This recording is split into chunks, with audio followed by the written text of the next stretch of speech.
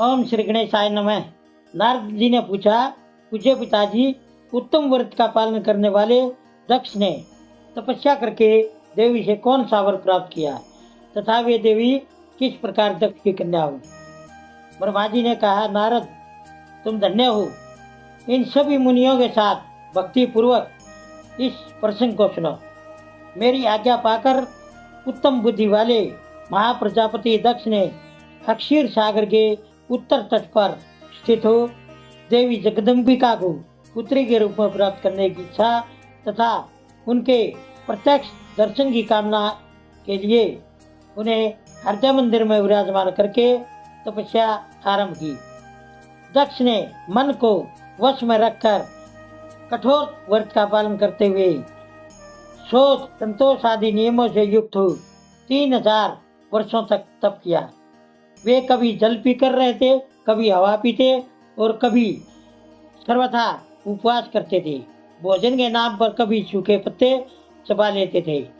मुनि श्रेष्ठ नारद उसके बाद यम नियम आदि से युक्त हो जगदम्बा की पूजा में लगे हुए दक्ष को देवी शिवा ने प्रत्यक्ष दर्शन दिया।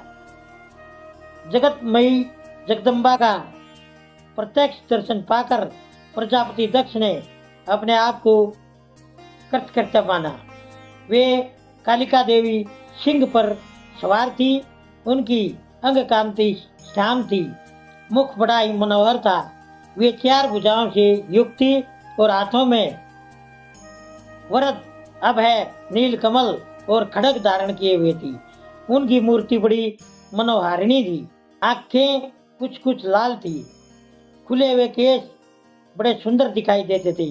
उत्तम प्रभा से प्रकाशित होने वाली उन जगदम्बा को अच्छी तरह प्रणाम करके दक्ष विचित्र वचनावलियों द्वारा उनकी स्तुति करने लगे। दक्ष ने कहा, जगदम्बे, महामाये, जगदीशे, महेश्वरी, आपको नमस्कार है। आपने कृपया करके मुझे अपने स्वरूप का दर्शन कराया है। भगवती आद्य मुझ पर प्रसन्न होइए। शिव रूपिणी प्रसन्न होइए। भक्त वरदायिनी प्रसन्न होइए। आपको मेरा नमस्कार है। ब्रह्मा जी कहते हैं, मुने, संयत चित्त वाले दक्ष के इस प्रकार स्तुति करने पर महेश्वरी शिवा ने स्वयं ही उनके अभिप्राय को जान लिया। तो भी दक्ष से इस प्रकार बोली, दक्ष, तुम्हारी इस उत्तम भक्ति से मैं बहुत संतुष्ट हूँ। तुम अपना मनोवांछित वर मांगो। तुम्हारे लिए मुझे कुछ भी अदेय नहीं है। जगदम्बा की यह बात सुनकर प्रजापति दक्ष बहुत प्रसन्न हुए और उन शिवा को बारंबार प्रणाम करते हुए बोले। दक्ष ने कहा, जगदम्बे, यदि आप मुझे वर देने के लिए उद्यत हैं तो मेरी बात सुनिए और प्रसन्नता पूर्वक मेरी इच्छा पूरी कीजिए। मेरे स्वामी जो भगवान शिव हैं, वे रुद्र नाम धारण करके ब्रह्मा जी के पुत्र रूप से अवतीर्ण हुए हैं। वे परमात्मा शिव के पूर्ण अवतार हैं, परंतु आपका कोई अवतार नहीं हुआ, फिर उनकी पत्नी कौन होगी? अतः शिवे, आप इस पृथ्वी पर अवतीर्ण होकर उन महेश्वर को अपने रूप से मोहित कीजिए। देवी, आपके सिवा दूसरी कोई स्त्री रुद्रदेव को कभी मोहित नहीं कर सकती। इसलिए आप मेरी पुत्री होकर इस समय महादेव जी की पत्नी होइए। इस प्रकार सुंदर लीला करके आप भगवान शिव को मोहित करने वाली बनी है। देवी, यही मेरे लिए वर है। यह केवल मेरे ही स्वार्थ की बात हो ऐसा नहीं सोचना चाहिए।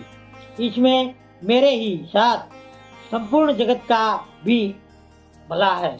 ब्रह्मा, विष्णु और शिव में से ब्रह्मा जी की आज्ञा से मैं यहाँ आया हूँ। प्रजापति दक्ष का यह वचन सुनकर जगदम्बिका शिवा हंस पड़ी और मन ही मन भगवान शिव का स्मरण करके बोली।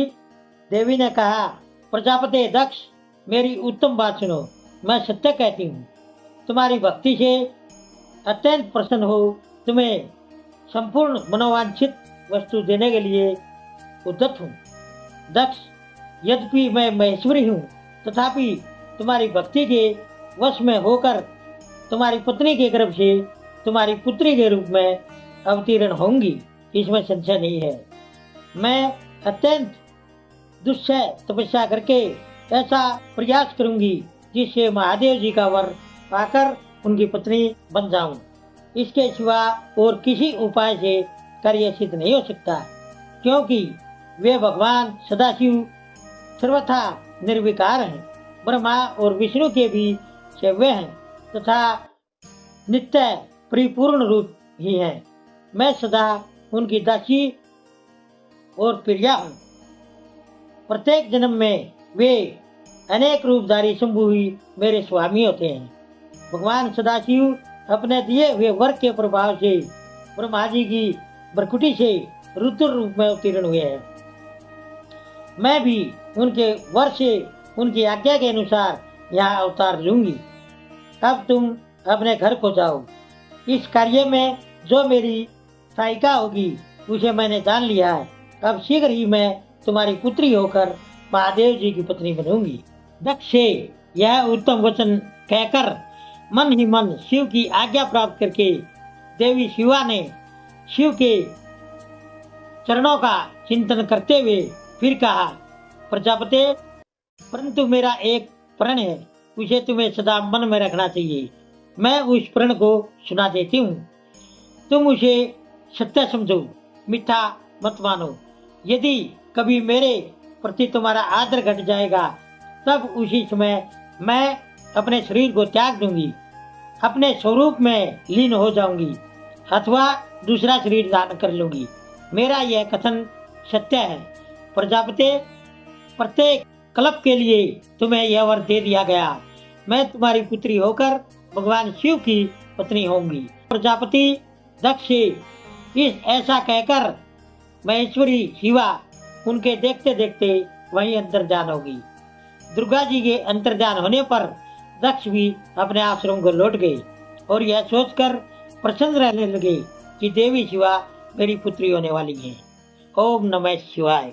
दोस्तों, सभी तरह की धार्मिक वीडियो देखने के लिए बने रहिए हमारे YouTube चैनल धार्मिक वाणी पर। धन्यवाद।